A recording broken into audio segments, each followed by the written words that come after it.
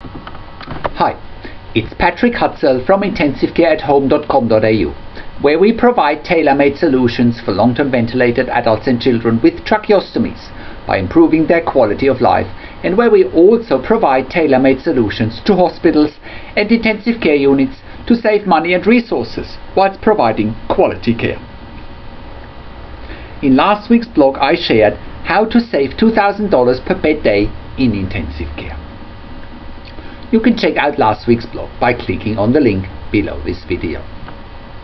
In this week's blog I want to share 5 confronting questions you need to ask when long-term ventilated adults and children with tracheostomies are in intensive care. Looking after and caring for long-term ventilated adults and children with tracheostomies is often challenging and difficult.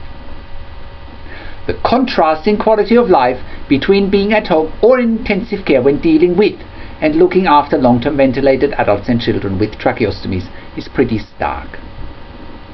The reality and the fact of the matter is that most long-term ventilated adults and children with tracheostomies in intensive care and their families experience no quality of life. The fact of the matter and the reality is also that intensive care units in Australia keep long-term ventilated adults and children with tracheostomies in intensive care for way longer than necessary. Studies in Germany have shown that the quality of life for long-term ventilated adults and children with tracheostomies improves dramatically in a home care environment when care and support is being provided by 24-hour care with critical care trained nursing staff. Most intensive care units in Australia are still 15 to 20 years behind compared to many European countries when it comes to discharging long-term ventilated adults and children with tracheostomies back to their own home and into the community. It's therefore that I believe it's time to look at the 5 confronting and uncomfortable questions you need to ask when long-term ventilated adults and children with tracheostomies are in intensive care. So let's get right into it. Number 1. Quality of life at home is improving dramatically compared to a long-term stay in intensive care. Again, the quality of life for long-term ventilated adults and children with tracheostomies is improving quickly in a home care environment compared to a long-term stay in intensive care. Studies and research being conducted in Germany have verified this, and it's no surprise. Why else would this practice be successful if it hadn't been around for the last 15 to 20 years in Germany? It's time to wake up for Australian intensive care units to change practice and consider intensive home care for long-term ventilated adults and children with tracheostomies instead of unnecessarily occupying expensive, scarce, precious and in-demand intensive care beds. Number 2. $5,000 for an intensive care bed per day is a massive cost burden for health funding agencies such as departments of health and or private health funds, and the alternative is by far more cost effective. $5,000 per bed day in intensive care is a lot of money as far as I'm concerned. Why continue to spend this money for weeks or months on end if the same can be done in a much more patient and family-friendly environment that is home for $2,000 per bed day less? It looks like departments of health and private health funds have an endless stream of money to spend to fund care and treatment for long-term ventilated adults and children with tracheostomies in intensive care, and the money for a more holistic care model in a home care environment is not there, even though it's way more economical and way more patient and family friendly. Number 3. Freeing up expensive, scarce, precious and in-demand intensive care beds. Everybody who has worked in intensive care for any length of time knows that intensive care beds are expensive, precious, scarce and in demand. ICU beds don't stay empty for very long. We also know that it's often long-term ventilated adults and children with tracheostomies who block beds in intensive care. Therefore, intensive home care services like ours help to free up expensive, scarce, precious and in-demand intensive care beds. Number 4. Families who have a long-term ventilated family member with tracheostomy in intensive care are putting their lives on hold and spend day and night in intensive care instead of being at home.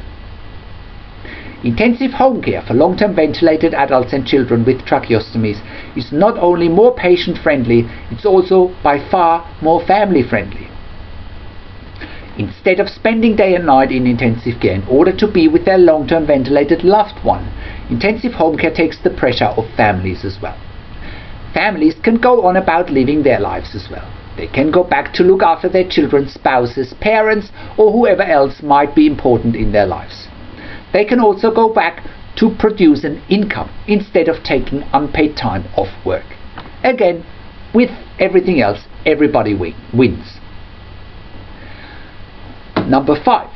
There is no real advocacy for long-term ventilated adults and children with tracheostomy while they are in intensive care. Real advocacy starts with doing what is best for long-term ventilated adults and children with tracheostomies, but also what is best for hospitals and intensive care units. Real advocacy for long-term ventilated adults and children with tracheostomies starts with doing what is best for this group of people. In hospitals and intensive care units, they have no voice, no peace of mind, no control, no power, and no influence. Intensive care at home takes a very different approach. Instead of being quote-unquote Mr. Smith in bed 14 in ICU, we look at Mr. Smith very differently.